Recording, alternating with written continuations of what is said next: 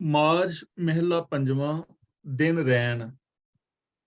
ਇੱਕ ਓੰਕਾਰ ਸਤ ਗੁਰ ਪ੍ਰਸਾਦ।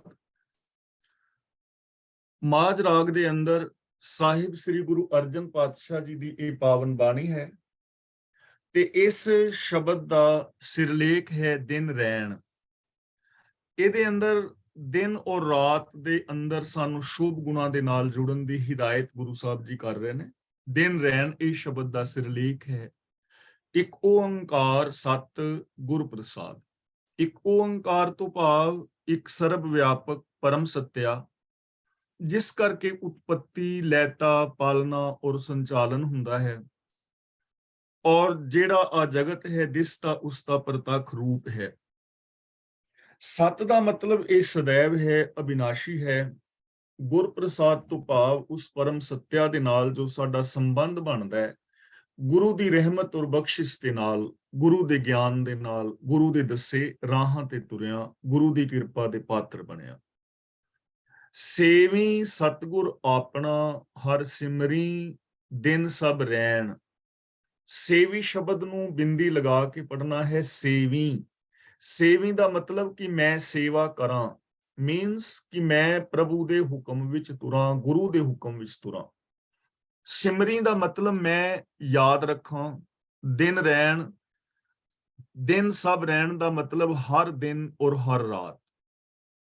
हे ਪ੍ਰਭੂ ਮਿਹਰ ਕਰ, ਮੈਂ ਆਪਣੇ ਗੁਰੂ ਦੀ ਸ਼ਰਨ ਪਵਾਂ, ਗੁਰੂ ਦੇ ਦੱਸੇ ਰਾਹਾਂ ਤੇ ਤੁਰਾਂ।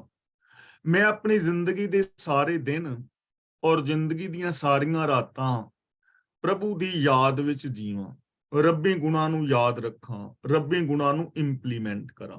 हे ਮਾਲਕ ਮੇਰੇ ਤੇ ਕਿਰਪਾ ਕਰ ਕਿ ਮੈਂ ਗੁਰੂ ਦੀ ਸ਼ਰਨੀ ਪਵਾਂ, ਗੁਰੂ ਦੇ ਦੱਸੇ ਰਾਹਾਂ ਤੇ ਤੁਰਾਂ। ਜ਼ਿੰਦਗੀ ਦੇ ਹਰ ਦਿਨ ਔਰ ਹਰ ਰਾਤ ਦੇ ਅੰਦਰ, ਭਾਵ ਹਰ ਪਲ, ਮੈਂ ਉਸ ਪ੍ਰਭੂ ਦੇ ਗੁਣਾਂ ਨੂੰ ਆਪਣੀ ਯਾਦ ਵਿੱਚ ਵਸਾਈ ਰੱਖਾਂ, ਮਤਲਬ ਕਿ ਮੈਂ ਗੁਣਾਂ ਨੂੰ ਇੰਪਲੀਮੈਂਟ ਕਰਦਾ ਰਹਾਂ। ਆਪ ਤਿਆਗ ਸਰਣੀ ਪਵਾਂ, ਮੁਖ ਬੋਲੀ ਮਿਠੜੇ ਵੈਣ। ਬੋਲੀ ਨਹੀਂ, ਬੋਲੀ ਮੈਂ ਬੋਲਾਂ। ਆਪ ਦਾ ਮਤਲਬ ਆਪਾ ਭਾਵ, ਮੁਖ ਦਾ ਮਤਲਬ ਜ਼ਬਾਨ ਰਾਹੀਂ, ਮੂੰਹ ਰਾਹੀਂ, ਬੋਲੀ ਦਾ ਮਤਲਬ ਮੈਂ ਬੋਲਾਂ, ਮਿਠੜੇ ਵੈਣ ਦਾ ਮਤਲਬ ਮਿੱਠੇ ਬਚਨ, ਮਿੱਠੇ ਬੋਲ। ਮੈਂ ਆਪਾ ਭਾਵ ਤਿਆਗ ਕੇ, ਯਾਨੀ ਆਪਣੇ ਹੋਮੇ ਹੰਕਾਰ ਨੂੰ ਛੱਡ ਕੇ ਗੁਰੂ ਦੀ ਸ਼ਰਨੀ ਪਵਾਂ।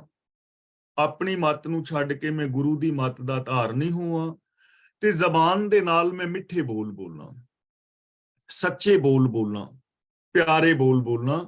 ਆਪੇ ਭਾਵ ਨੂੰ ਤਿਆਗ ਕੇ ਗੁਰੂ ਦੀ ਸ਼ਰਨੀ ਪੈਣ ਦੀ ਹਿਦਾਇਤ ਹੈ ਤੇ ਨਾਲ ਜ਼ਬਾਨ ਦੇ ਨਾਲ ਜੋ ਮਿੱਠੇ ਪਿਆਰੇ ਸੱਚੇ ਬੋਲ ਮੈਂ ਬੋਲਾਂ, ਐਸੀ ਮੇਰੇ ਤੇ ਰਹਿਮਤ ਹੋਵੇ। ਜਨਮ ਜਨਮ ਕਾ ਵਿਛੁੜਿਆ, ਹਰ ਮੇਲਹੁ ਸੱਜਣ ਸੈਣ। ਸੈਣ ਦਾ ਮਤਲਬ ਹੁੰਦਾ ਹੈ ਸੰਬੰਧੀ, ਰਿਸ਼ਤੇਦਾਰ। ਸੱਜਣ ਦਾ ਮਤਲਬ ਮਿੱਤਰ। ਜਨਮ ਜਨਮ ਕਾ ਦਾ ਮਤਲਬ ਮੁੱਦਤਾਂ ਦਾ। ਜਨਮ ਜਨਮ ਕਾ ਵਿਛੁੜਿਆ ਦਾ ਮਤਲਬ ਮੁੱਦਤਾਂ ਦਾ ਵਿਛੁੜਿਆ, ਚਿਰ ਦਾ ਵਿਛੁੜਿਆ। ਕਿ हे ਸਤਿਗੁਰੂ, ਮੈਨੂੰ ਸੱਜਣ ਪ੍ਰਭੂ ਮਿਲਾ ਜੋ ਮੁੱਦਤਾਂ ਤੋਂ ਵਿਛੁੜਿਆ ਹੋਇਆ ਹੈ, ਚਿਰਾਂ ਤੋਂ ਜੋ ਵਿਛੁੜਿਆ ਹੋਇਆ ਹੈ, ਜਿਸ ਨਾਲੋਂ ਮੈਂ ਚਿਰਾਂ ਤੋਂ ਵਿਛੁੜਿਆ ਹੋਇਆ, ਮੈਨੂੰ ਮੇਰਾ ਉਹ ਸੱਜਣ ਪ੍ਰਭੂ ਮਿਲਾ। ਹੁਣ ਦੇਖੋ, ਪ੍ਰਭੂ ਤੋਂ ਅਸੀਂ ਕਿਵੇਂ ਵਿਛੜੇ ਹੋਏ ਹਾਂ। ਜਦੋਂ ਕਿ ਗੁਰਬਾਣੀ ਵਿੱਚ ਸਾਨੂੰ ਗੁਰਦੇਵ ਪਾਤਸ਼ਾਹ ਸਮਝਾ ਰਹੇ ਹਨ ਕਿ ਜਲ ਥਲ ਮਹੀਲ ਪੂਰਿਆ, ਰਵਿਆ ਵਿੱਚ ਵਣਾ।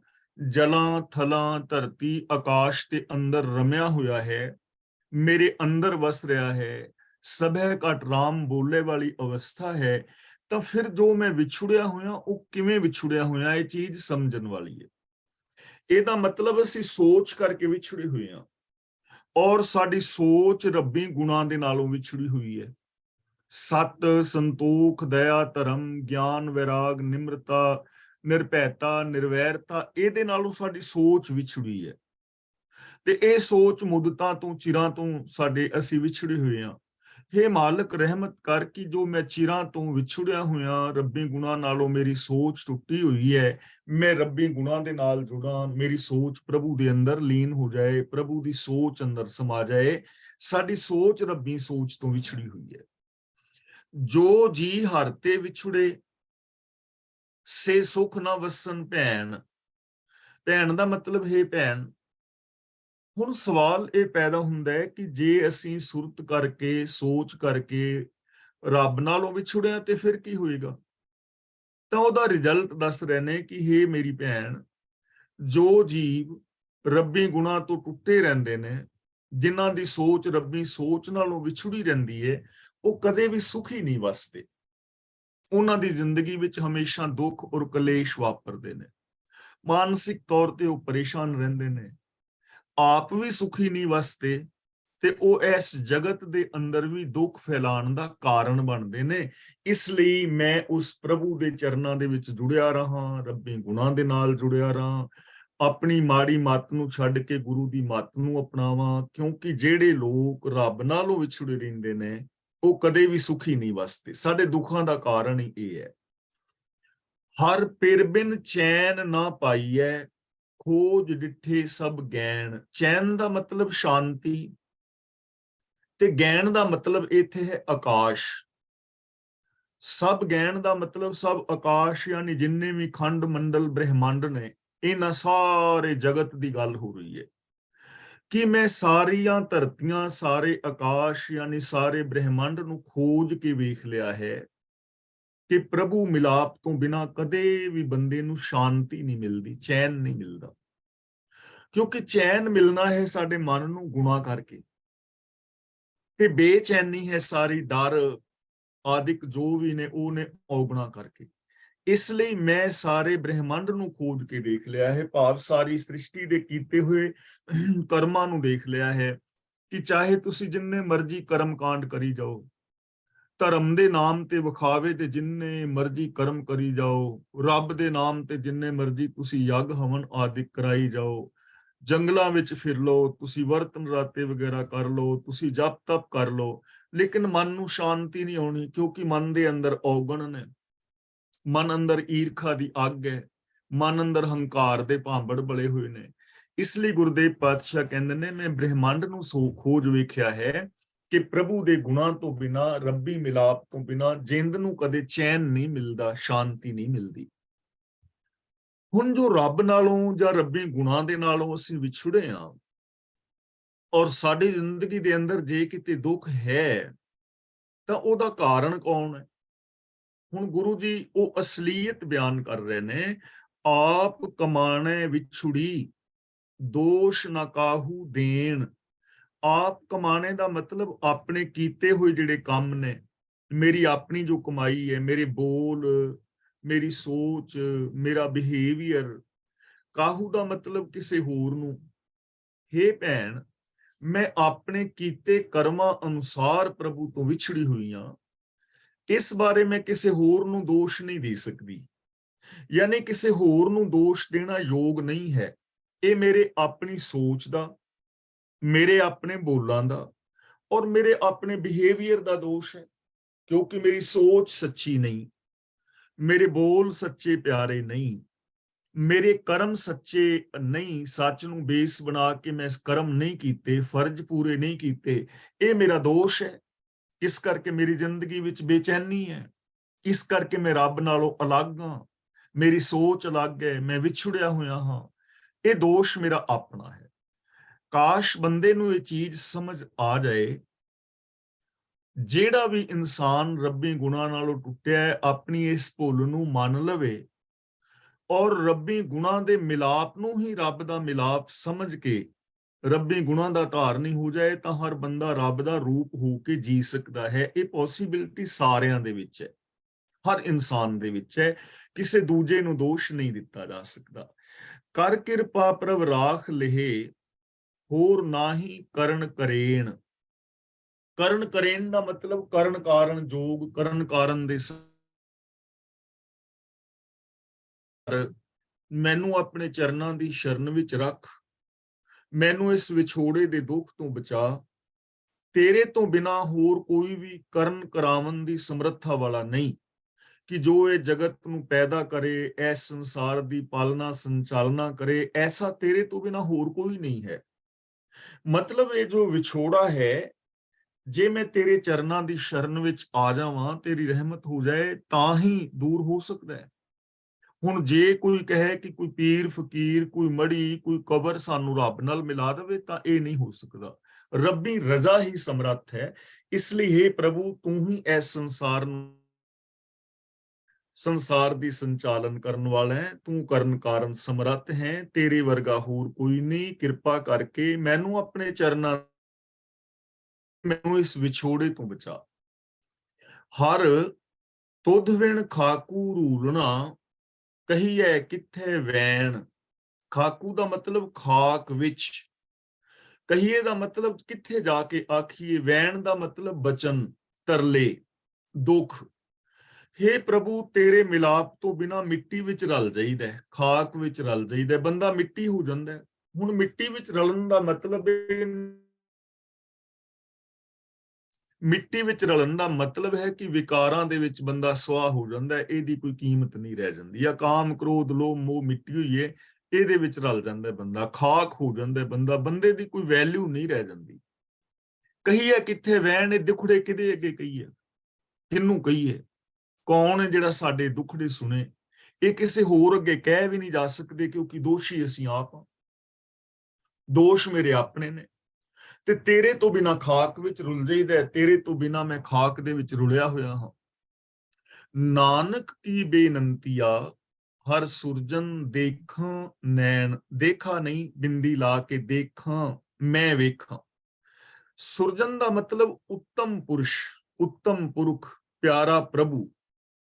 ਗੁਰੂ ਅਰਜਨ ਪਾਤਸ਼ਾਹ ਜੀ ਬੇਨਤੀ ਕਰਦੇ ਨੇ ਕਿ हे ਪ੍ਰਭੂ, ਤੇਰੇ ਚਰਨਾਂ ਵਿੱਚ ਮੇਰੀ ਬੇਨਤੀ ਹੈ ਕਿ ਮੈਂ ਕਿਸੇ ਤਰ੍ਹਾਂ ਆਪਣੀ ਅੱਖੀਂ ਉੱਤਮ ਪੁਰਖ ਨੂੰ, ਪ੍ਰਭੂ ਨੂੰ ਵੇਖ ਸਕਾਂ। ਮੇਰੀ ਇਹ ਬੇਨਤੀ ਹੈ ਕਿ ਕਿਸੇ ਵੀ ਤਰ੍ਹਾਂ ਮੈਂ ਤੈਨੂੰ ਅੱਖਾਂ ਦੇ ਨਾਲ ਵੇਖਾਂ। ਹੁਣ ਦੇਖੋ, ਅੱਖਾਂ ਦੇ ਨਾਲ ਵੇਖਣਾ, ਅਸੀਂ ਵੈਸੇ ਅੱਖਾਂ ਦੇ ਨਾਲ ਇਸ ਦੁਨੀਆ ਨੂੰ ਵੇਖ ਰਹੇ ਹਾਂ, ਪਰ ਸਾਨੂੰ ਰੱਬ ਨਹੀਂ ਨਾ ਦਿਸਦਾ, ਕਿਉਂਕਿ ਉਹ ਅੱਖਾਂ ਹੀ ਹੋਰ ਨੇ ਜਿਨ੍ਹਾਂ ਅੱਖਾਂ ਰਾਹੀਂ ਰੱਬ ਨੇ ਦਿਸਣਾ ਹੈ। ਲੋਇਣ ਲੋਈ ਡਿੱਠ, ਪਿਆਸ ਨਾ ਬੁੱਝੇ ਮੂੰਹ ਕਣੀ, ਨਾਨਕ ਸੇ ਅੱਖੜੀਆਂ ਬਿਆਨ, ਜਿਨੀ ਦਿਸੰਦੋ ਮਾਂ ਪਰੀ। ਜਿਨ੍ਹਾਂ ਅੱਖਾਂ ਨਾਲ ਅਸੀਂ ਵੇਖ ਰਹੇ ਹਾਂ, ਇਹਦੇ ਨਾਲ ਸਾਨੂੰ ਲੁਕਾਈ ਦਿਸਦੀ ਹੈ, ਆਪਣੇ ਪਰਾਏ ਦਿਸਦੇ ਨੇ, ਮੇਰ ਤੇਰ ਦੇ ਵਿਤਕਰੇ ਦਿਸਦੇ ਨੇ। ਜਿਨ੍ਹਾਂ ਅੱਖਾਂ ਨਾਲ ਰੱਬ ਦਿਸਦਾ ਹੈ, ਉਹ ਅੱਖਾਂ ਹੋਰ ਨੇ। ਅੱਖਾਂ ਹੋਰ ਦਾ ਮਤਲਬ ਇਹ ਨਹੀਂ ਕਿ ਇਹ ਡੇਲੇ ਜਾਂ ਰੈਟੀਨਾ ਕੱਢ ਕੇ ਬਦਲ ਕੇ ਰੱਬ ਦਿਸੇਗਾ। ਇੱਥੇ ਅੱਖਾਂ ਦਾ ਮਤਲਬ ਸੋਚ, ਉਹ ਸੋਚ ਹੋਰ ਹੈ ਜਿਹੜੀ ਸੋਚ ਨਾਲ ਰੱਬ ਦਿਸਦਾ ਹੈ। ਅੱਖਾਂ ਇਹ ਹੀ ਰਹਿਣਗੀਆਂ, ਸੋਚ ਬਦਲ ਜਾਏਗੀ। ਜਿਹੜੀ ਸਾਡੀ ਘਟੀਆ ਸੋਚ ਹੈ ਨਾ, ਆਮ ਇਨਸਾਨ ਦੀ, ਮੇਰ ਤੇਰ ਦੇ ਵਿਤਕਰੇ, ਜਾਤੀਵਾਦ, ਇਸ ਸੋਚ ਨਾਲ ਰੱਬ ਨਹੀਂ ਦਿਸਦਾ।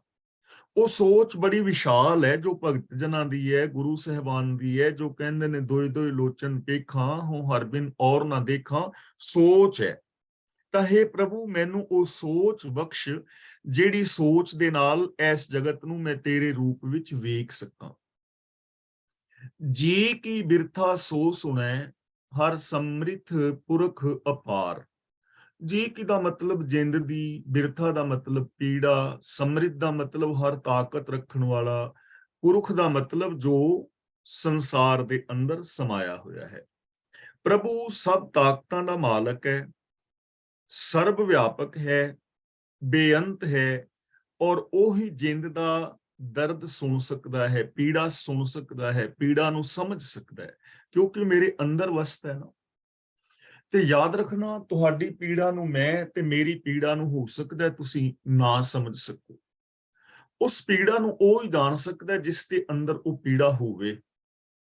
ਸਪੋਜ਼ ਕਿਸੇ ਨੂੰ ਦਰਦ ਹੋ ਰਹੀ ਹੈ ਨਾ, ਕਿਸੇ ਨੂੰ ਅਪੈਂਡਿਕਸ ਦੀ ਦਰਦ ਹੋ ਰਹੀ ਹੈ ਸਪੋਜ਼, ਤੇ ਦੂਜਾ ਬੰਦਾ ਉਸ ਦਰਦ ਨੂੰ ਮਹਿਸੂਸ ਨਹੀਂ ਕਰ ਸਕੇਗਾ। ਹੁਣ ਜਿਸ ਨੂੰ ਪੀੜਾ ਹੋ ਰਹੀ ਹੈ, ਉਹ ਤੇ ਤੜਪ ਰਿਹਾ, ਉਹਨੂੰ ਪਤਾ ਹੈ ਉਹਦੇ ਨਾਲ ਕੀ ਬੀਤ ਰਹੀ ਹੈ, ਤੇ ਦੂਜਾ ਬੰਦਾ ਤੇ ਕਹਿ ਸਕਦਾ ਹੌਸਲਾ ਕਰ ਜਾਂ ਕੁਛ ਕਰ, ਜਾਂ ਕਿੱਥੇ ਯਾਰ ਐਵੇਂ ਇੰਨਾ ਕਾਹਤੋਂ ਤੂੰ ਕਲਪਨਾ ਪਿਆ।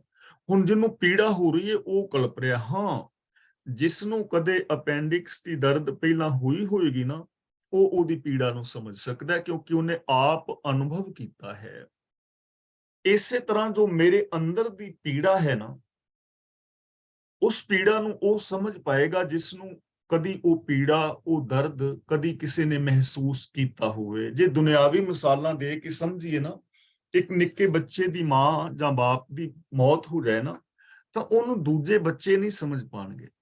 ਜਿਹੜਾ ਦਰਦ ਉਸ ਬੱਚੇ ਨੂੰ ਹੋ ਰਿਹਾ ਨਾ, ਦੂਜਾ ਨਹੀਂ ਸਮਝ ਪਾਏਗਾ। ਹਾਂ, ਮਾਂ-ਬਾਪ ਤੋਂ ਬਿਨਾਂ ਕੀ ਹਾਲ ਹੋ ਜਾਂਦਾ ਹੈ, ਉਹ ਬੱਚੇ ਸਮਝ ਜਾਣਗੇ ਜਿਨ੍ਹਾਂ ਦੇ ਬਚਪਨ ਵਿੱਚ ਮਾਂ-ਬਾਪ ਗੁਜ਼ਰ ਗਏ ਹੋਣਗੇ। ਇਸੇ ਤਰ੍ਹਾਂ ਜਿਨ੍ਹਾਂ ਦੇ ਅੰਦਰ ਪ੍ਰਭੂ ਦੇ ਮਿਲਾਪ ਦੀ ਪੀੜਾ ਹੈ ਨਾ, ਕਿ ਮੈਂ ਸੱਚ ਬੋਲਾਂ, ਚੰਗੇ ਗੁਣਾਂ ਦੇ ਨਾਲ ਮੇਰਾ ਮਿਲਾਪ ਹੋਵੇ, ਜਿਨ੍ਹਾਂ ਦੇ ਅੰਦਰ ਇਹ ਬਿਰਹੋਂ ਇਹ ਦਰਦ ਜਾਗਿਆ ਹੈ ਨਾ, ਉਹਨਾਂ ਦੀ ਪੀੜਾ ਨੂੰ ਕੋਈ ਦੂਜਾ ਨਹੀਂ ਸਮਝ ਸਕਦਾ ਕਿ ਉਹ ਕਿੰਨੇ ਦੁਖੀ ਨੇ ਸੱਚ ਤੋਂ ਇਲਾਵਾ ਬਿਨਾਂ। ਹਾਂ, ਉਹ ਬੰਦਾ ਸਮਝ ਸਕਦਾ ਹੈ ਜਿਸ ਦੇ ਅੰਦਰ ਕਦੀ ਇਹੋ ਜਿਹੀ ਲਗਨ ਪੈਦਾ ਹੋਈ ਸੀ ਕਦੇ, ਔਰ ਉਹਨੇ ਉਸ ਲਗਨ ਨੂੰ ਵੇਖਿਆ ਸੀ। ਤਾਂ ਗੁਰੂ ਜੀ ਕਹਿੰਦੇ ਨੇ ਹਰ ਇੱਕ ਦੇ ਅੰਦਰ ਬੈਠਾ ਪ੍ਰਭੂ ਜਾਣਦਾ ਹੈ, ਉਹ ਸਭ ਦੀ ਪੀੜਾ ਨੂੰ ਸੁਣਦਾ ਹੈ, ਵੇਖਦਾ ਹੈ। ਮਰਨ ਜੀਵਨ ਆਰਾਧਨਾ ਸਭਨਾ ਕਾ ਆਧਾਰ। ਮਰਨ ਜੀਵਨ ਦਾ ਮਤਲਬ ਸਾਰੀ ਉਮਰ, ਆਧਾਰ ਦਾ ਮਤਲਬ ਆਸਰਾ। ਇਸ ਲਈ ਗੁਰੂ ਜੀ ਕਹਿੰਦੇ ਨੇ ਉਹ ਪ੍ਰਭੂ ਸਾਰਿਆਂ ਦਾ ਆਸਰਾ ਹੈ, ਔਰ ਸਾਰਿਆਂ ਨੂੰ ਸਾਰੀ ਜ਼ਿੰਦਗੀ ਉਹਦੀ ਆਰਾਧਨਾ ਕਰਨੀ ਚਾਹੀਦੀ ਹੈ। ਆਰਾਧਨਾ ਦਾ ਮਤਲਬ ਯਾਦ ਰੱਖਣਾ ਚਾਹੀਦਾ ਹੈ। ਆਰਾਧਨਾ ਦਾ ਮਤਲਬ ਉਹਦੇ ਗੁਣਾਂ ਨੂੰ ਇੰਪਲੀਮੈਂਟ ਕਰਨਾ ਚਾਹੀਦਾ ਹੈ, ਰੱਬੀ ਰਜ਼ਾ ਦੇ ਅੰਦਰ ਤੁਰਨਾ ਚਾਹੀਦਾ ਹੈ। ਉਹ ਸਾਰਿਆਂ ਦਾ ਹੀ ਆਧਾਰ ਹੈ। ਸਾਰਿਆਂ ਨੂੰ ਹੀ ਆਪਣੀ ਜ਼ਿੰਦਗੀ ਦਾ ਬੇਸ ਬਣਾਉਣਾ ਚਾਹੀਦਾ ਹੈ ਰੱਬੀ ਗੁਣਾਂ ਨੂੰ।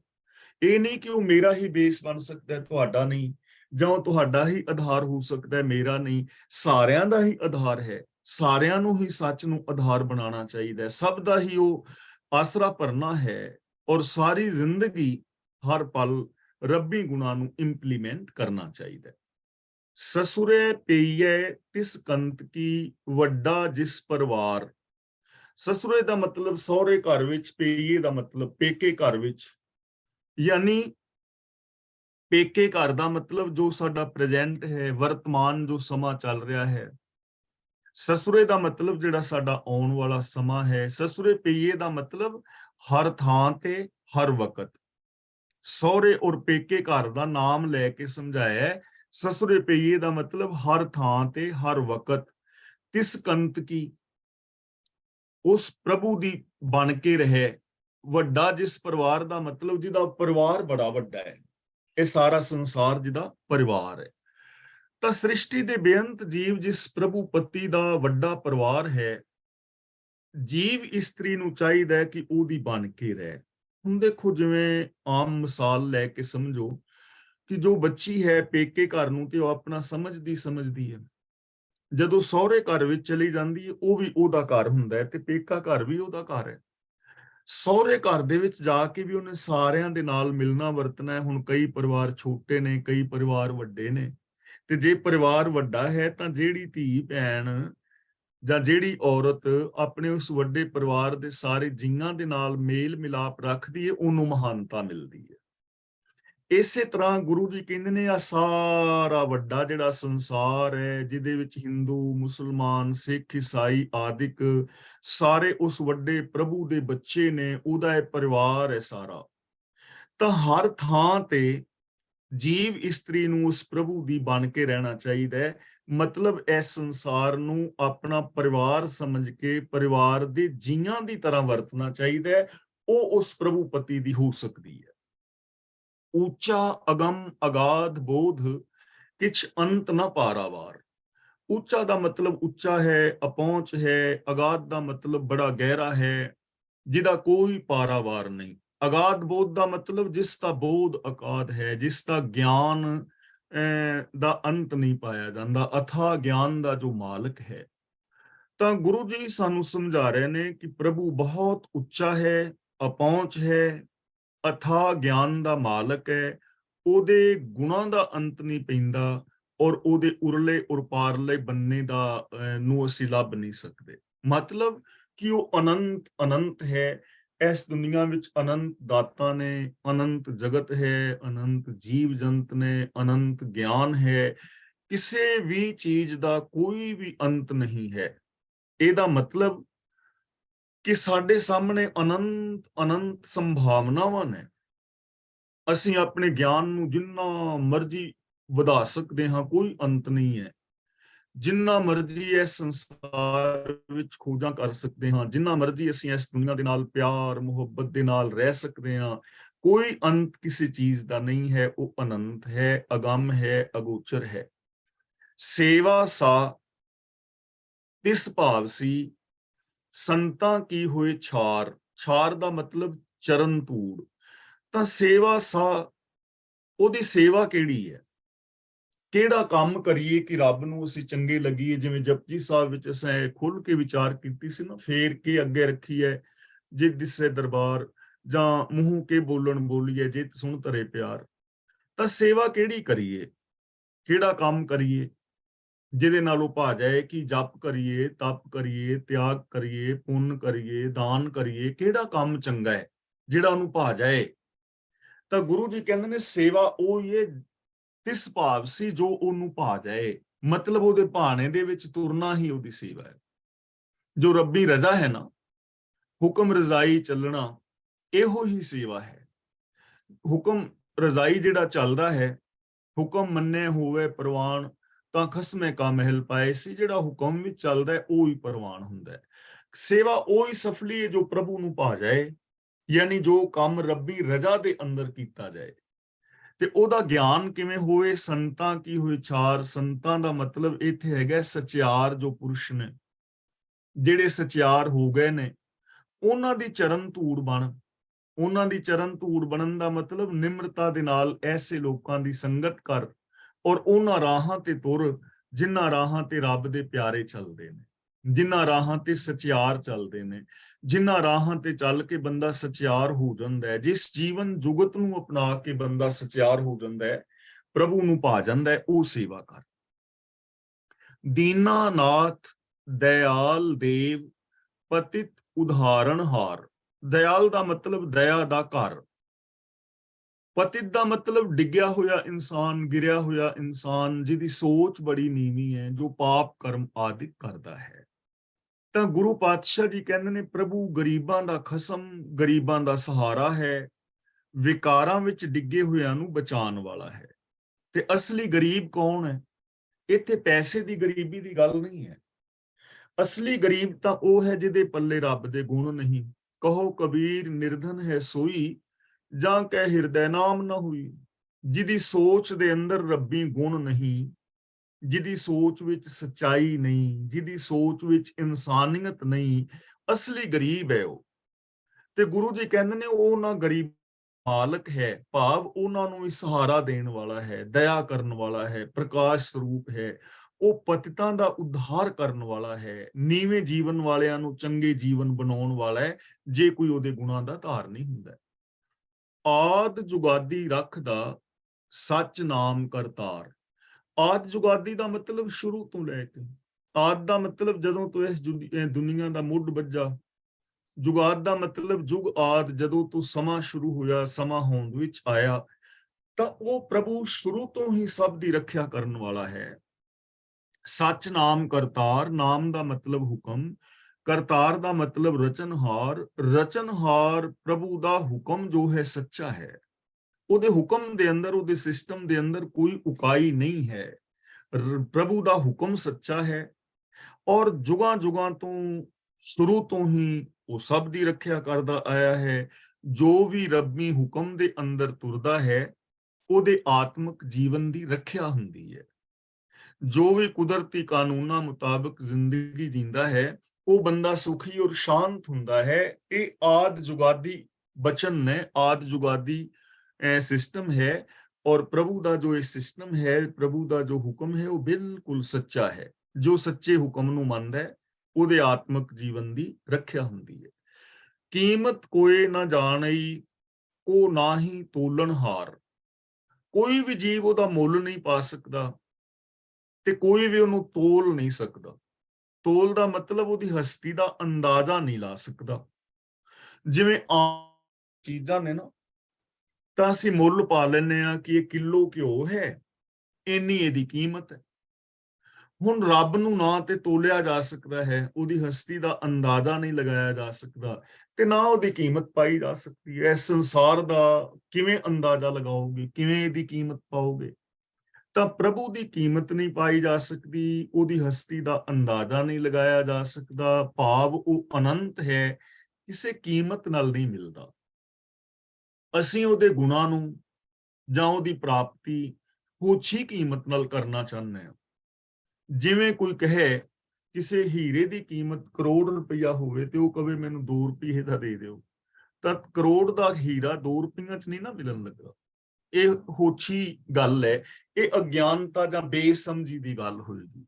ਤੇ ਜੇ ਅਸੀਂ ਪ੍ਰਭੂ ਨੂੰ ਚਾਹੀਏ ਕਿ ਮੈਂ ਜੀ 11 ਰੁਪਏ ਚੜਾ ਦਿਆਂਗਾ, ਇੰਨੇ ਮੈਂ ਵਰਤ ਰੱਖ ਲਾਂਗਾ, ਇੰਨੇ ਕੁ ਮੈਂ ਤੀਰਥਾਂ ਤੇ ਨਹਾ ਆਵਾਂਗਾ, ਇੰਨੀਆਂ ਮੈਂ ਮਾਲਾ ਫੇਰ ਲਾਂਗਾ, ਇੰਨੇ ਮੈਂ ਗਿਣਤੀ ਦੇ ਪਾਠ ਕਰ ਲਾਂਗਾ, ਮੈਂ 10-20 ਹਜ਼ਾਰ ਜਾਂ 50,000 ਦਾਨ ਕਰ ਦਿਆਂਗਾ, ਮੈਨੂੰ ਰੱਬ ਮਿਲ ਜਾਏ, ਤਾਂ ਇਹ ਉਹ ਹੀ ਹਰਕਤ ਹੋਏਗੀ ਜਿਹੜੀ ਕਰੋੜ ਦੇ ਹੀਰੇ ਨੂੰ 2 ਰੁਪਏ ਵਿੱਚ ਲੈਣ ਵਾਲੀ ਹੈ। ਇਹ ਉਹਦੀ ਕੀਮਤ ਨਹੀਂ ਹੈ।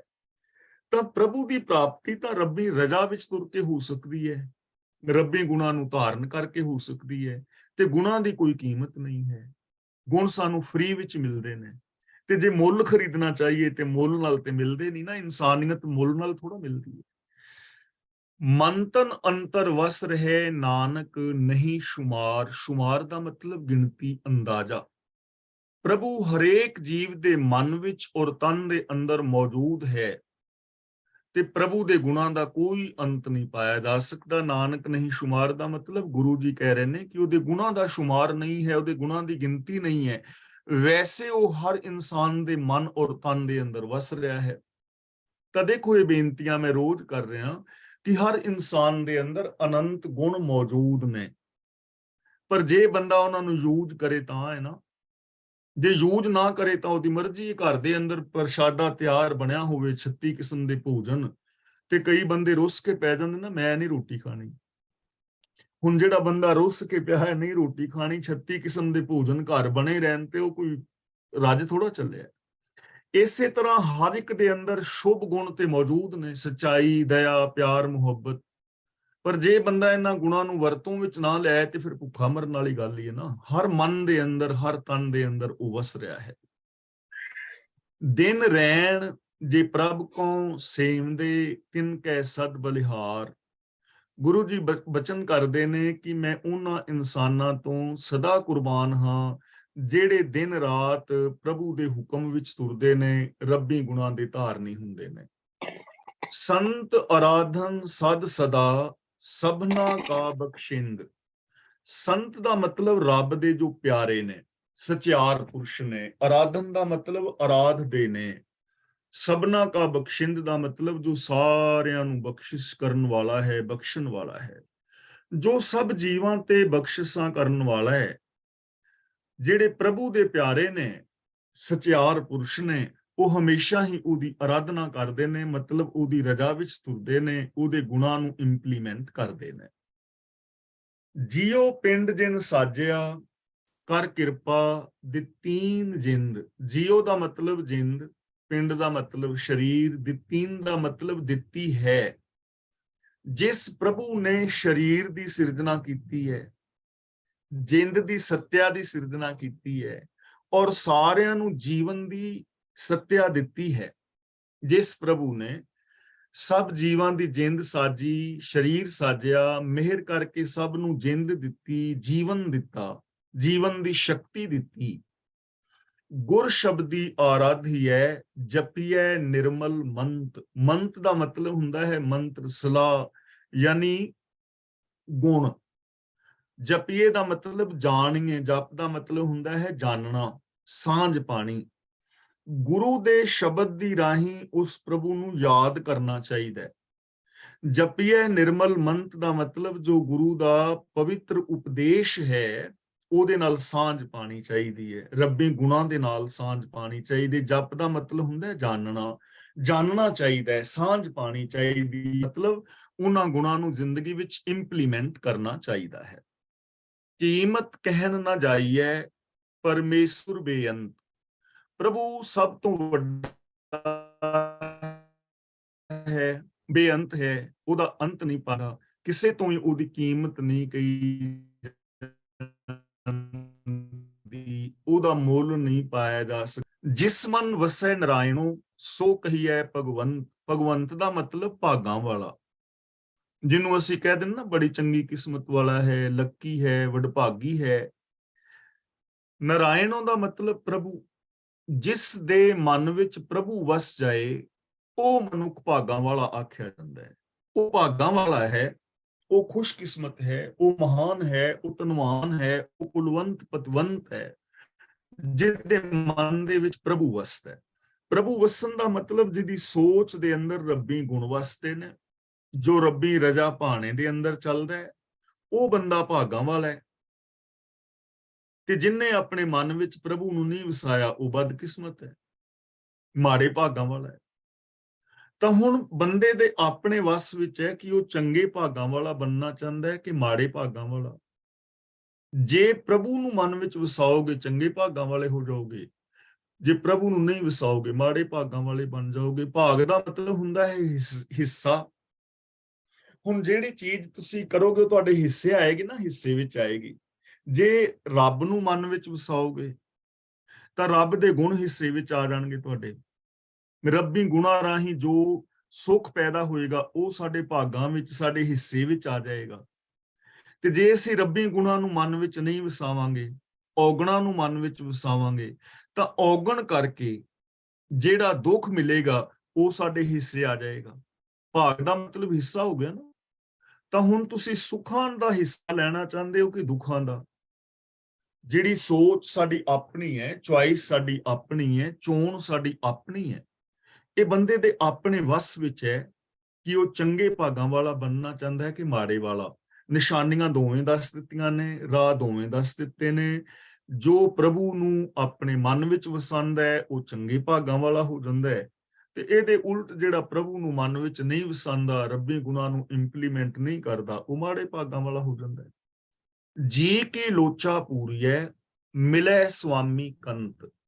ਜੇ ਉਹ ਪ੍ਰਭੂ ਮਿਲ ਜਾਏ ਤਾਂ ਜਿਹੜੀ ਜਿੰਦ ਦੀ ਤਾਂਘ ਹੈ ਉਹ ਪੂਰੀ ਹੋ ਜਾਂਦੀ ਹੈ। ਹੁਣ ਦੇਖੋ ਤਾਂਘ ਆਪਣੀ ਹੈ ਨਾ, ਹੁਣ ਜਿਨ੍ਹਾਂ ਦੀ ਤਾਂਘ ਤੇ ਪ੍ਰਭੂ ਨੂੰ ਮਿਲਣ ਦੀ ਹੈ, ਤੇ ਜੇ ਉਹ ਰੱਬੀ ਰਜਾ ਭਾਣੇ ਵਿੱਚ ਤੁਰਨਗੇ ਉਹਨਾਂ ਦੀ ਤਾਂਘ ਪੂਰੀ ਹੋ ਜਾਏਗੀ। ਤੇ ਜੇ ਅੰਦਰ ਤਾਂਘ ਹੀ ਨਹੀਂ, ਜੇ ਅੰਦਰ ਇੱਛਾ ਹੀ ਨਹੀਂ, ਚਾਹਤ ਹੀ ਨਹੀਂ ਹੈ ਪ੍ਰਭੂ ਮਿਲਾਪ ਦੀ, ਤਾਂ ਬੰਦਾ ਉਧਰ ਵਾਸਤੇ ਯਤਨ ਹੀ ਨਹੀਂ ਨਾ ਕਰੇਗਾ। ਤੇ ਇੱਕ ਗੱਲ ਯਾਦ ਰੱਖਣ ਵਾਲੀ ਹੈ, ਜਦੋਂ ਪ੍ਰਭੂ ਦਾ ਮਿਲਾਪ ਹੋ ਜਾਂਦਾ ਨਾ, ਉਦੋਂ ਬਾਕੀ ਇੱਛਾਵਾਂ ਦੌੜ ਭੱਜ ਮੁੱਕ ਜਾਂਦੀ ਹੈ। ਜਿਵੇਂ ਕੋਈ ਨਦੀ, ਨਾਲੇ, ਦਰਿਆ ਦਾ ਪਾਣੀ ਉਦੋਂ ਤੱਕ ਵਹਿੰਦਾ ਰਹਿੰਦਾ ਹੈ ਜਦੋਂ ਤੱਕ ਸਮੁੰਦਰ ਵਿੱਚ ਨਹੀਂ ਮਿਲਦਾ। ਜਦੋਂ ਸਮੁੰਦਰ ਵਿੱਚ ਮਿਲ ਗਿਆ ਉਹਦੀ ਯਾਤਰਾ ਪੂਰੀ ਹੋ ਗਈ, ਭੱਜ ਦੌੜ ਖਤਮ ਹੋ ਗਈ।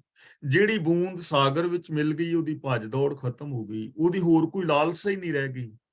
ਇਸੇ ਤਰ੍ਹਾਂ ਜਦੋਂ ਸਾਡੀ ਸੋਚ ਰੱਬੀ ਸੋਚ ਵਿੱਚ ਮਿਲ ਜਾਂਦੀ ਹੈ, ਬਾਕੀ ਦੀਆਂ ਭੱਜ ਦੌੜਾਂ ਖਤਮ ਹੋ ਜਾਂਦੀਆਂ ਨੇ, ਪ੍ਰਭੂ ਦੇ ਮਿਲਾਪ ਦੀ ਤਾਂਘ ਪੂਰੀ ਹੋ ਜਾਂਦੀ ਹੈ। ਨਾਨਕ ਜੀਵੈ ਜਪ ਹਰੀ ਦੋਖ ਸਭੇ ਹੀ ਹੰਤ। ਹੰਤ ਦਾ ਮਤਲਬ ਨਾਸ ਹੋ ਜਾਂਦੇ ਨੇ, ਦੋਖ ਦਾ ਮਤਲਬ ਦੋਸ਼, ਪਾਪ। ਜਪ ਦਾ ਮਤਲਬ ਜਾਣਨਾ, ਜਪ ਦਾ ਮਤਲਬ ਜਪ ਕੇ, ਜਾਣ ਕੇ, ਸਾਂਝ ਪਾ ਕੇ। ਹੇ ਨਾਨਕ, ਜੋ ਹਰੀ ਦੇ ਗੁਣਾਂ ਨਾਲ ਸਾਂਝ ਪਾਉਂਦੇ ਨੇ, ਦੋਖ ਸਭੇ ਹੀ ਹੰਤ, ਉਹਨਾਂ ਦੇ ਸਾਰੇ ਪਾਪਾਂ ਦਾ ਨਾਸ਼ ਹੋ ਜਾਂਦਾ ਹੈ। ਜਪ ਹਰੀ ਦਾ ਮਤਲਬ ਪ੍ਰਭੂ ਦੇ ਗੁਣਾਂ ਦੇ ਨਾਲ ਸਾਂਝ ਪਾਣੀ। ਜੋ ਰੱਬੀ ਗੁਣਾਂ ਦੇ ਨਾਲ ਸਾਂਝ ਪਾਉਂਦੇ ਨੇ ਉਹ ਆਤਮਿਕ ਜੀਵਨ ਜੀਂਦੇ ਨੇ, ਅਸਲੀ ਆਤਮਿਕ ਜੀਵਨ ਜੀਂਦੇ ਨੇ, ਔਰ ਉਹਨਾਂ ਦੇ ਸਾਰੇ ਦੋਸ਼ ਖਤਮ ਹੋ ਜਾਂਦੇ ਨੇ। ਦੇਖੋ ਇਹ ਸਿੱਧੀ ਜੀ ਗੱਲ ਹੈ, ਜਿਹੜਾ ਬੰਦਾ ਸੱਚ ਨੂੰ ਅਪਣਾਏਗਾ ਉਹਦੇ ਅੰਦਰੋਂ ਝੂਠ ਖਤਮ ਹੋ ਜਾਏਗਾ। ਜਿਹਦੇ ਅੰਦਰ ਦਇਆ ਹੋਏਗੀ ਕੁਦਇਆ ਖਤਮ ਹੋ ਜਾਏਗੀ। ਜਿਹਦੇ ਅੰਦਰ ਪ੍ਰੇਮ ਹੋਏਗਾ ਈਰਖਾ ਆਪੇ ਖਤਮ ਹੋ ਜਾਏਗੀ, ਉਹ ਆਤਮਿਕ ਜੀਵਨ ਜੀਵੇਗਾ। ਦਿਨ ਰੈਣ ਜਿਸ ਨਾ ਵਿਸਰੈ ਸੋ ਹਰਿਆ ਹੋਵੇ ਜੰਤ। ਜੰਤ ਦਾ ਮਤਲਬ ਜੀਵ, ਹਰਿਆ ਦਾ ਮਤਲਬ ਆਤਮਿਕ ਜੀਵਨ ਵਾਲਾ ਬੰਦਾ ਬਣ ਜਾਂਦਾ ਹੈ। ਜਿਵੇਂ ਕੋਈ ਸੁੱਕਾ ਰੁੱਖ ਹੋਵੇ ਨਾ, ਸੁੱਕ ਰਿਹਾ ਹੋਵੇ, ਤੇ ਉਸ ਰੁੱਖ ਨੂੰ ਸਮੇਂ ਨਾਲ ਪਾਣੀ ਮਿਲ ਜਾਏ, ਸੁੱਕ ਰਹੀ ਫਸਲ ਨੂੰ ਸਮੇਂ ਨਾਲ ਪਾਣੀ ਮਿਲ ਜਾਏ ਤਾਂ ਉਹ ਹਰੀ ਭਰੀ ਹੋ ਜਾਂਦੀ ਹੈ। ਇਸ ਤਰ੍ਹਾਂ ਗੁਰੂ ਪਾਤਸ਼ਾਹ ਜੀ ਕਹਿੰਦੇ ਨੇ, ਜਿਸ ਮਨੁੱਖ ਨੂੰ ਪ੍ਰਭੂ ਦਿਨੇ ਰਾਤ ਕਦੇ ਵੀ ਨਹੀਂ ਵਿਸਰਦਾ, ਜੋ ਦਿਨ ਰਾਤ ਹਮੇਸ਼ਾ ਰੱਬੀ ਗੁਣਾਂ ਨੂੰ ਯਾਦ ਵਿੱਚ ਵਸਾਉਂਦਾ ਹੈ, ਉਹ ਜੰਤ ਹਰਾ ਭਰਾ ਹੋ ਜਾਂਦਾ ਹੈ, ਆਤਮਿਕ ਜੀਵਨ ਜੀਣ ਵਾਲਾ ਬਣ ਜਾਂਦਾ ਹੈ। ਹਰੇ ਭਰੇ ਦਾ ਮਤਲਬ ਉਹਦੇ ਅੰਦਰ ਸ਼ੁਭ ਗੁਣਾਂ ਦੀ ਹਰਿਆਵਲ ਹੋ ਜਾਂਦੀ ਹੈ, ਉਹਦੇ ਅੰਦਰ ਦਇਆ, ਉਹਦੇ ਅੰਦਰ ਪ੍ਰੇਮ, ਉਹਦੀ ਮਾਨਸਿਕ ਸੁੰਦਰਤਾ, ਉਹਦੇ ਅੰਦਰ ਕੋਮਲਤਾ, ਉਹਦੇ ਅੰਦਰ ਗੁਣਾਂ ਦੀ ਸੁਗੰਧ, ਸਤ ਸੰਤੋਖ ਦਇਆ, ਧਰਮ ਆਦਿਕ ਉਹਦੇ ਅੰਦਰ ਪ੍ਰੀਤੀ, ਉਹਦੇ ਅੰਦਰ ਚੜ੍ਹਦੀ ਕਲਾ, ਉਹਦੇ ਅੰਦਰ ਵਿਲ ਪਾਵਰ, ਉਹਦੇ ਅੰਦਰ ਮਨੁੱਖਤਾ ਵਾਸਤੇ ਪਿਆਰ, ਖੁਸ਼ੀਆਂ, ਖੇੜੇ, ਆਨੰਦ ਪੈਦਾ ਹੋ ਜਾਂਦਾ ਹੈ। ਕੌਣ? ਜਿਹਨੂੰ ਦਿਨ ਰਾਤ ਕਦੇ ਵੀ ਗੁਣ ਨਾ ਵਿਸਰਨ, ਦਿਨ ਰਾਤ ਜਿਸ ਨੂੰ ਗੁਣ ਨਾ ਵਿਸਰਨ। ਹੁਣ ਸਾਡੀ ਯਾਦ ਦੇ ਵਿੱਚ ਕੁਛ ਨਾ ਕੁਛ ਤਾਂ ਰਹਿਣਾ ਹੀ ਰਹਿਣਾ ਹੈ। ਇਹ ਨਹੀਂ ਹੋ ਸਕਦਾ ਕਿ ਸਾਡੀ ਯਾਦ ਵਿੱਚ ਕੁਛ ਵੀ ਨਾ ਹੋਵੇ, ਕੁਛ ਤਾਂ ਹੀ ਰਹੇਗਾ। ਚਾਹੇ ਆਪਣੀ ਆਪਣੀ ਯਾਦ ਦੇ ਵਿੱਚ ਗੁਣਾਂ ਨੂੰ ਟਿਕਾ ਕੇ ਰੱਖੇ, ਇੱਕ ਚੀਜ਼ ਰਹਿਣੀ ਹੈ। ਤੇ ਜੇ ਗੁਣਾਂ ਨੂੰ ਟਿਕਾ ਕੇ ਰੱਖੇਗਾ, ਉਹਦੇ ਅੰਦਰ ਹਰਿਆਵਲ, ਖੁਸ਼ੀ, ਖੇੜਾ ਹੈ। ਜੇ ਔਗਣਾਂ ਨੂੰ ਟਿਕਾ ਕੇ ਰੱਖੇਗਾ ਤੇ ਅੰਦਰੋਂ ਆਤਮਿਕ ਜੀਵਨ ਮੁੱਕ ਜਾਏਗਾ। ਸਰਬ ਕਲਾ ਪ੍ਰਭ ਪੂਰਨੋ, ਮੰਜ ਨਿਮਾਣੀ ਥਾਉ। ਇਹਨੂੰ ਮੰਜ ਪੜਨਾ ਹੈ, ਮੰਜ, ਜ ਨਹੀਂ ਬੋਲਣਾ, ਨ ਬੋਲਣਾ ਹੈ, ਨੰਨਾ। ਪੂਰਨੋ ਦਾ ਮਤਲਬ ਪੂਰਨ, ਕਲਾ ਦਾ ਮਤਲਬ ਸ਼ਕਤੀ, ਸਰਬ ਕਲਾ ਪੂਰਨੋ ਦਾ ਮਤਲਬ ਸਾਰੀਆਂ ਸ਼ਕਤੀਆਂ ਦੇ ਨਾਲ ਭਰਪੂਰ। ਮੰਜ ਦਾ ਮਤਲਬ ਮੇਰਾ, ਥਾਉ ਦਾ ਮਤਲਬ ਥਾਂ, ਆਸਰਾ, ਟਿਕਾਣਾ। हे ਪ੍ਰਭੂ, ਤੂੰ ਸਾਰੀਆਂ ਸ਼ਕਤੀਆਂ ਦੇ ਨਾਲ ਭਰਪੂਰ ਹੈ, ਸਰਬ ਸ਼ਕਤੀਮਾਨ ਹੈ, ਤੇ ਮੈਂ ਨਿਮਾਣੀ ਦਾ ਤੂੰ ਹੀ ਆਸਰਾ ਹੈ। ਮੈਨੂੰ ਨਿਮਾਣੀ ਨੂੰ ਤੇਰਾ ਹੀ ਆਸਰਾ ਹੈ। ਯਾਨੀ ਪ੍ਰਭੂ ਸਾਰੀਆਂ ਤਾਕਤਾਂ ਦਾ ਮਾਲਕ ਹੈ, ਤੇ ਅਸੀਂ ਉਹ ਸਾਰੀਆਂ ਤਾਕਤਾਂ ਦੇ ਮਾਲਕ ਦਾ ਸਹਾਰਾ ਲੈਣਾ ਹੈ। ਤੇ ਜੇ ਸਾਰੀਆਂ ਤਾਕਤਾਂ ਦੇ ਮਾਲਕ ਪ੍ਰਭੂ ਦਾ ਸਹਾਰਾ ਮਿਲ ਜਾਏ, ਤਾਂ ਫਿਰ ਤਾਂ ਜੀਵਨ ਸਫਲਾ ਹੀ ਸਫਲਾ ਹੈ। ਹੁਣ ਸਹਾਰਾ ਅਸੀਂ ਕਿਹਦਾ ਲੈਨੇ ਆ, ਸਾਡੇ ਤੇ ਡਿਪੈਂਡ ਕਰੇਗਾ। ਸਾਰੀਆਂ ਸ਼ਕਤੀਆਂ ਦਾ ਮਾਲਕ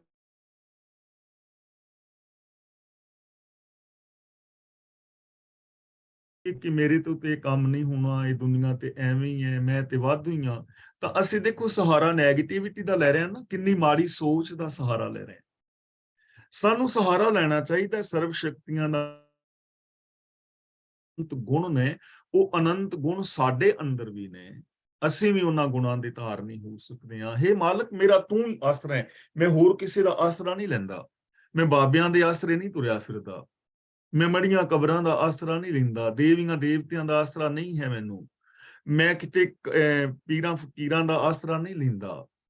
ਮੈਨੂੰ ਤੇਰਾ ਆਸਰਾ ਹੈ, ਤੇਰੇ ਗੁਣਾਂ ਦਾ ਆਸਰਾ, ਤੇਰੀ ਰਜ਼ਾ ਹੀ ਮੇਰੇ ਜੀਵਨ ਦਾ ਸਹਾਰਾ ਹੈ। ਹਰ ਓਟ ਗਹੀ ਮਨ ਅੰਦਰੇ, ਜਪ ਜਪ ਜੀਵਾਂ ਨਾਉ।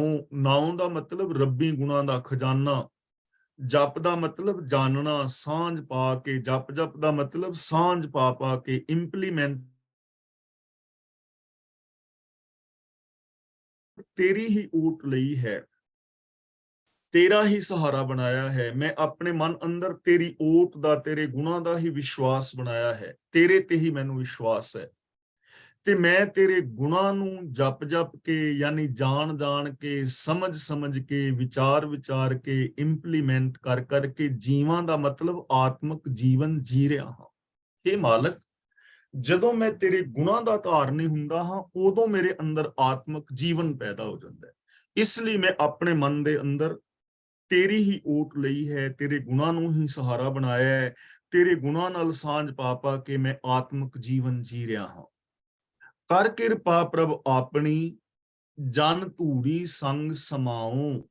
ਸਮਾਉ ਨਹੀਂ ਬੋਲਣਾ, ਸਮਾਉ, ਮੈਂ ਸਮਾਵਾਂ। हे ਪ੍ਰਭੂ, ਮਿਹਰ ਕਰ ਕਿ ਤੇਰੇ ਪਿਆਰਿਆਂ ਦੀ ਚਰਨ ਧੂੜੀ ਦੇ ਵਿੱਚ ਮੈਂ ਸਮਾਇਆ ਰਹਾ। ਪਿਆਰਿਆਂ ਦੀ ਚਰਨ ਧੂੜੀ ਵਿੱਚ ਸਮਾਇਆ ਰਹਾਂ ਦਾ ਮਤਲਬ ਕਿ ਮੈਂ ਉਸ ਸੋਚ ਦਾ ਧਾਰਨੀ ਹੋਵਾਂ ਜੋ ਸੋਚ ਤੇਰੇ ਪਿਆਰਿਆਂ ਦੀ ਹੈ। ਮੈਂ ਉਹਨਾਂ ਰਾਹਾਂ ਤੇ ਤੁਰਾਂ ਜਿਨ੍ਹਾਂ ਰਾਹਾਂ ਤੇ ਤੇਰੇ ਪਿਆਰੇ ਜਾਂਦੇ ਨੇ, ਜੋ ਤੇਰੀ ਰਜ਼ਾ ਵਿੱਚ ਤੁਰਨ ਵਾਲਾ ਮਾਰਗ ਹੈ। ਮੈਂ ਵੀ ਉਸ ਰਾਹ ਦੇ ਉੱਤੇ ਤੁਰ ਸਕਾਂ, ਮੇਰੇ ਤੇ ਇਹ ਕਿਰਪਾ ਕਰ। ਜਿਉਂ ਤੂੰ ਰਾਖੈਂ ਤਿਉਂ ਰਹਾਂ, ਤੇਰਾ ਦਿੱਤਾ ਪਹਿਨਾ ਖਾਉ। ਖਾਓ ਨਹੀਂ, ਖਾਉ। ਜਿਉਂ ਤੂੰ ਰਾਖੈਂ ਤਿਉਂ ਰਹਾਂ, ਹੇ ਪ੍ਰਭੂ, ਜਿਵੇਂ ਤੂੰ ਮੈਨੂੰ ਰੱਖਦਾ ਹੈ, ਮੈਂ ਖੁਸ਼ੀ ਨਾਲ ਉਵੇਂ ਹੀ ਰਹਿੰਦਾ ਹਾਂ। ਜੋ ਕੁਛ ਤੂੰ ਮੈਨੂੰ ਦਿੰਦਾ, ਜੋ ਤੂੰ ਮੈਨੂੰ ਦਿੰਦਾ ਹੈ, ਉਹੀ ਮੈਂ ਪਹਿਨਦਾ ਹਾਂ। ਯਾਨੀ ਮੈਂ ਖਾਂਦਾ ਪਹਿਨਦਾ ਤੇਰੀ ਰਜ਼ਾ ਦੇ ਅੰਦਰ ਤੁਰ ਰਿਹਾ ਹਾਂ। ਜਿਵੇਂ ਤੂੰ ਰੱਖਦਾ ਹੈ, ਮਤਲਬ ਜਿਵੇਂ ਤੇਰੀ ਰਜ਼ਾ ਹੈ, ਜਿਵੇਂ ਤੇਰਾ ਭਾਣਾ ਹੈ, ਮੈਂ ਖਾਂਦਾ ਹਾਂ ਤਾਂ ਤੇਰੀ ਰਜ਼ਾ ਵਿੱਚ, ਪਹਿਨਦਾ ਹਾਂ ਤਾਂ ਤੇਰੀ ਰਜ਼ਾ ਵਿੱਚ। ਯਾਨੀ ਖਾਂਦਾ ਪਹਿਨਦਾ ਮੈਂ ਤੇਰੀ ਰਜ਼ਾ ਦੇ ਵਿੱਚ ਤੁਰਦਾ ਹਾਂ। ਤਾਂ ਇੱਥੇ ਸਾਨੂੰ ਵੀ ਆਦੇਸ਼ ਹੈ ਕਿ ਖਾਂਦਿਆਂ ਪਹਿਨਦਿਆਂ ਰੱਬੀ ਰਜ਼ਾ ਦੇ ਵਿੱਚ ਰਹੋ, ਰੱਬੀ ਭਾਣੇ ਦੇ ਵਿੱਚ ਰਹੋ, ਕੁਦਰਤ ਦੇ ਜੋ ਅਟਲ ਨਿਯਮ ਨੇ ਉਹਨਾਂ ਨੂੰ ਫੋਲੋ ਕਰੋ। ਉਦਮ ਸੋਈ ਕਰਾਏ ਪ੍ਰਭ, ਮਿਲ ਸਾਧੂ ਗੁਣ ਗਾਉ। ਇੱਥੇ ਸਾਧੂ ਦਾ ਮਤਲਬ ਹੈ ਗੁਰੂ। हे ਪ੍ਰਭੂ ਮੇਰੇ ਤੇ ਰਹਿਮਤ ਕਰ, ਮੇਰੇ ਤੋਂ ਉਹ ਉਦਮ ਕਰਾ ਜਿਹਦੀ ਬਰਕਤ ਨਾਲ ਮੈਂ ਗੁਰੂ ਨੂੰ ਮਿਲਾਂ ਔਰ ਮੈਂ ਤੇਰੇ ਗੁਣ ਗਾਉਂਦਾ ਰਹਾਂ। ਮੈਂ ਸਿਰਫ ਇਹ ਉਦਮ ਕਰਾਂ, ਮੇਰੇ ਤੋਂ ਇਹ ਉਦਮ ਕਰਾ, ਮੇਰੇ ਤੋਂ ਐਸਾ ਉਦਮ ਕਰਾ ਕਿ ਮੈਂ ਗੁਰੂ ਦੇ ਚਰਨਾਂ ਦੀ ਸ਼ਰਨ ਵਿੱਚ ਰਹਾਂ ਔਰ ਗੁਰੂ ਦੇ ਚਰਨਾਂ ਦੀ ਸ਼ਰਨ ਵਿੱਚ ਰਹਿ ਕੇ ਮੈਂ ਤੇਰੇ ਗੁਣ ਗਾਵਾਂ, ਤੇਰੇ ਗੁਣਾਂ ਦਾ ਧਾਰਨੀ ਹੋਵਾਂ। ਇਹ ਉਦਮ ਕਰਾ ਮੇਰੇ ਤੋਂ। ਐਸਾ ਉਦਮ ਮੈਂ ਨਹੀਂ ਕਰਨਾ ਕਿ ਮੈਂ ਤੀਰਥਾਂ ਤੇ ਨਹਾਉਂਦੇ ਫਿਰਨ ਦਾ ਉਦਮ ਕਰਦਾ ਰਹਾਂ, ਜਪ ਤਪ ਦਾ ਉਦਮ ਕਰਾਂ, ਜੰਗਲਾਂ ਵਿੱਚ ਜਾਣ ਦਾ ਉਦਮ ਕਰਾਂ, ਬਾਬਿਆਂ ਦੇ ਡੇਰਿਆਂ ਤੇ ਜਾਣ ਦਾ ਉਦਮ ਕਰਾਂ, ਮੈਂ ਮੱਸਿਆ ਸੰਗਰਾਂਦ ਮਨਾਉਣ ਦਾ ਉਦਮ ਕਰਦਾ ਫਿਰਾਂ। ਇਹ ਉਦਮ ਨਾ ਕਰਾਈ ਮੇਰੇ ਤੋਂ। हे ਮਾਲਕ ਮੇਰੇ ਤੋਂ ਉਦਮ ਐਸਾ ਕਰਾ ਕਿ ਮੈਂ ਉਦਮ ਕਰਾਂ ਆਪਣੀ ਮੱਤ ਨੂੰ ਛੱਡ ਕੇ ਗੁਰੂ ਦੀ ਮੱਤ ਦਾ ਮੈਂ ਧਾਰਨੀ ਹੋਵਾਂ ਔਰ ਜੋ ਗੁਰੂ ਦਾ ਦਿੱਤਾ ਵੇ ਆਫ ਲਾਈਫ ਹੈ ਉਸ ਨੂੰ ਮੈਂ ਅਪਣਾਵਾਂ। ਜੋ ਤੇਰੇ ਗੁਣ ਨੇ ਉਹਨਾਂ ਗੁਣਾਂ ਦਾ ਮੈਂ ਧਾਰਨੀ ਹੋਣ ਦਾ ਉਦਮ। ਦੂਰ ਕਿੱਥੇ ਕੂਕਣ ਜਾਉ, ਜਾਉ ਦਾ ਮਤਲਬ ਜਾਵਾਂ, ਜਾਏ ਦਾ ਮਤਲਬ ਜਗ੍ਹਾ। ਤੇਰੇ ਤੋਂ ਬਿਨਾ ਮੈਨੂੰ ਹੋਰ ਕੋਈ ਥਾਂ ਨਹੀਂ ਸੁਝਦੀ। ਤੈਥੋਂ ਬਿਨਾ ਮੈਂ ਕਿਹਦੇ ਅੱਗੇ ਜਾ ਕੇ ਫਰਿਆਦ ਕਰਾਂ, ਕਿਹਦੇ ਅੱਗੇ ਮੈਂ ਆਪਣੇ ਦੁੱਖ ਦੱਸਾਂ। ਹੋਰ ਕੋਈ ਐਸਾ ਹੈ ਹੀ ਨਹੀਂ ਜੋ ਮੇਰੇ ਦੁੱਖਾਂ ਨੂੰ ਸੁਣ ਸਕੇ ਔਰ ਮੇਰੇ ਦੁੱਖਾਂ ਨੂੰ ਦੂਰ ਕਰ ਸਕੇ, ਕਿਉਂਕਿ ਵਿਛੋੜੇ ਦੇ ਦੁੱਖ ਨੇ, ਤੇਰੇ ਗੁਣਾਂ ਨਾਲੋਂ ਟੁੱਟਿਆ ਹੋਇਆ ਹਾਂ, ਤਾਂ ਹੋਰ ਮੈਂ ਕਿੱਥੇ ਜਾਵਾਂ। ਤੇਰੇ ਚਰਨਾਂ ਦੀ ਸ਼ਰਨ ਵਿੱਚ, ਗੁਰੂ ਦੇ ਚਰਨਾਂ ਦੀ ਸ਼ਰਨ ਵਿੱਚ ਹੀ ਮੈਂ ਰਹਿ ਸਕਦਾ। ਅਗਿਆਨ ਬਿਨਾਸਨ ਤਮ ਹਰਨ, ਉੱਚੇ ਅਗਮ ਅਮਾਓ। ਅਮਾਓ ਦਾ ਮਤਲਬ ਅਮਿਤ, ਜਿਹਨੂੰ ਮਿਣਿਆ ਨਾ ਜਾ ਸਕੇ। ਅਗਿਆਨ ਬਿਨਾਸਨ ਦਾ ਮਤਲਬ ਜੋ ਅਗਿਆਨ ਦੇ ਹਨੇਰੇ ਨੂੰ ਨਾਸ਼ ਕਰਨ ਵਾਲਾ ਹੈ। ਤਮ ਹਰਨ ਦਾ ਮਤਲਬ ਜੋ ਹਨੇਰਾ ਦੂਰ ਕਰਨ ਵਾਲਾ ਹੈ। हे ਅਗਿਆਨਤਾ ਦਾ ਨਾਸ਼ ਕਰਨ ਵਾਲੇ ਹਰੀ, हे ਮੋਹ ਦਾ ਹਨੇਰਾ ਦੂਰ ਕਰਨ ਵਾਲੇ ਪ੍ਰਭੂ, ਤੂੰ ਉੱਚਾ ਹੈ, ਤੂੰ ਅਪਹੁੰਚ ਹੈ ਤੇ ਤੂੰ ਅਮਿਤ ਹੈ। ਮਨ ਵਿਛੁੜਿਆ ਹਰ ਮੇਲੀਐ, ਨਾਨਕ ਇਹ ਸੁਆਓ। ਸੁਆਓ ਦਾ ਮਤਲਬ ਮਨੋਰਥ। ਗੁਰੂ ਜੀ ਕਹਿੰਦੇ ਨੇ ਮੇਰੇ ਜੀਵਨ ਦਾ ਇਹ ਮਨੋਰਥ ਹੈ, ਮੇਰੇ ਜੀਵਨ ਦੀ ਮੰਜ਼ਲ ਹੈ, ਗੋਲ ਹੈ। ਮਨ ਵਿਛੁੜਿਆ ਹਰ ਮੇਲੀ ਹੈ ਕਿ ਮੇਰੇ ਵਿਛੜੇ ਹੋਏ ਮਨ ਨੂੰ ਆਪਣੇ ਚਰਨਾਂ ਦੇ ਨਾਲ ਮਿਲਾ ਲੈ। ਨਾਨਕ ਇਹ ਸੁਆਓ, ਮੇਰਾ ਨਾਨਕ ਦਾ ਇਹੀ ਮਨੋਰਥ ਹੈ ਜੀਵਨ ਦਾ। ਮੇਰੀ ਇਹ ਮੰਜ਼ਲ ਹੈ, ਮੇਰਾ ਇਹ ਗੋਲ ਹੈ, ਮੇਰੇ ਜੀਵਨ ਦਾ ਏਮ ਹੈ, ਮੇਰਾ ਮਨੋਰਥ ਹੈ ਕਿ ਮੇਰੇ ਵਿਛੜੇ ਹੋਏ ਮਨ ਨੂੰ ਆਪਣੇ ਨਾਲ ਮਿਲਾ ਲੈ।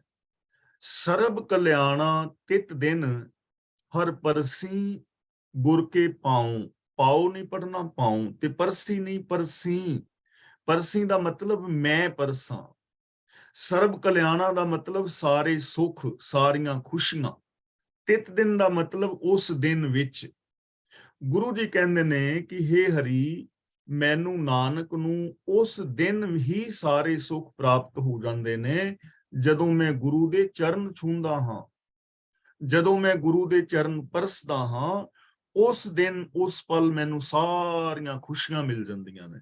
ਤੇ ਗੁਰੂ ਦੇ ਚਰਨ ਦਾ ਮਤਲਬ ਹੈ ਗੁਰੂ ਦਾ ਉਪਦੇਸ਼। ਗੁਰੂ ਦਾ ਉਪਦੇਸ਼, ਤੇ ਗੁਰੂ ਦੇ ਉਪਦੇਸ਼ ਨੂੰ ਛੂਹਣਾ ਕਿੰਨੇ ਹੈ? ਸਾਡੀ ਸੋਚ ਨੇ। ਸ਼ਬਦ ਗੁਰੂ ਸੁਰਤ ਤੁਨ ਚੇਲਾ, ਸਾਡੀ ਸੁਰਤ ਨੇ। ਜਿਸ ਦਿਨ ਮੇਰੀ ਸੋਚ ਗੁਰੂ ਦੇ ਚਰਨਾਂ ਨਾਲ, ਗੁਰੂ ਦੇ ਗਿਆਨ ਦੇ ਨਾਲ ਮਿਲਦੀ ਹੈ ਨਾ, ਉਸੇ ਦਿਨ ਮੈਨੂੰ ਸਾਰੇ ਸੁੱਖ, ਸਾਰੀਆਂ ਖੁਸ਼ੀਆਂ ਔਰ ਸਾਰੇ ਆਨੰਦ ਪ੍ਰਾਪਤ ਹੋ ਜਾਂਦੇ ਨੇ। ਤਾਂ ਇਹਦਾ ਮਤਲਬ ਇਹ ਹੋਇਆ ਕਿ ਜੇ ਸਾਡੀ ਸੋਚ ਦੇ ਅੰਦਰ ਗੁਰੂ ਦਾ ਗਿਆਨ ਆ ਜਾਏ, ਜੇ ਸਾਡੀ ਸੋਚ ਗੁਰੂ ਦੇ ਗਿਆਨ ਨਾਲ, ਗੁਰੂ ਦੇ ਉਪਦੇਸ਼ ਨਾਲ, ਗੁਰੂ ਦੀ ਫਿਲਾਸਫੀ, ਗੁਰੂ ਦੀ ਵਿਚਾਰਧਾਰਾ, ਗੁਰੂ ਦੇ ਦਿੱਤੇ ਵੇ ਆਫ ਲਾਈਫ ਦੇ ਨਾਲ ਜੁੜ ਜਾਏ, ਤਾਂ ਸਾਰੀਆਂ ਖੁਸ਼ੀਆਂ, ਸਾਰੇ ਆਨੰਦ ਔਰ ਖੇੜੇ ਸਾਨੂੰ ਪ੍ਰਾਪਤ ਹੋ ਸਕਦੇ ਨੇ। ਹੁਣ ਚੋਇਸ ਸਾਡੀ ਹੈ ਕਿ ਅਸੀਂ ਇਹ ਸਾਰੀਆਂ ਖੁਸ਼ੀਆਂ ਪਾਣੀਆਂ ਚਾਹੁੰਦੇ ਹਾਂ ਜਾਂ ਨਹੀਂ। ਜਿਹੜਾ ਵੀ ਐਸੀ ਜ਼ਿੰਦਗੀ ਜੀਣੀ ਚਾਹੁੰਦਾ ਹੈ, ਉਹਨੂੰ ਚਾਹੀਦਾ ਹੈ ਉਹ ਆਪਣੀ ਸੋਚ ਨੂੰ ਗੁਰੂ ਦੀ ਸੋਚ ਦੇ ਨਾਲ ਮਿਲਾ ਲਵੇ। ਤਾਂ ਅੱਜ ਦੀ ਵਿਚਾਰ ਮੈਂ ਇੱਥੇ ਸਮਾਪਤ ਕਰਦਾ ਜੀ। ਅੱਜ ਦੀ ਇਸ ਵਿਚਾਰ ਵਿੱਚ ਜੇ ਕਿਸੇ ਵੀਰ ਭੈਣ ਦਾ ਕੋਈ ਛੋਟਾ ਮੋਟਾ ਸਵਾਲ ਹੈ ਤਾਂ ਆਪ ਸਵਾਲ ਕਰ ਸਕਦੇ ਹੋ, ਔਰ ਜੇ ਕਿਸੇ ਵੀਰ ਭੈਣ ਨੇ ਆਪਣੇ ਵਿਚਾਰ ਦੇਣੇ ਨੇ ਤਾਂ ਉਹ ਅਨਮਿਊਟ ਹੋ ਕੇ ਆਪਣੇ ਵਿਚਾਰ ਦੇ ਸਕਦੇ ਹੋ। ਕਲਾਸ ਦੀ ਅਗਲੀ ਕਾਰਵਾਈ ਵੀਰ ਤਰਲੋਚਨ ਸਿੰਘ ਜੀ ਕਰ ਰਹੇ ਨੇ। ਵਾਹਿਗੁਰੂ ਜੀ ਕਾ ਖਾਲਸਾ, ਵਾਹਿਗੁਰੂ ਜੀ ਕੀ ਫਤਿਹ।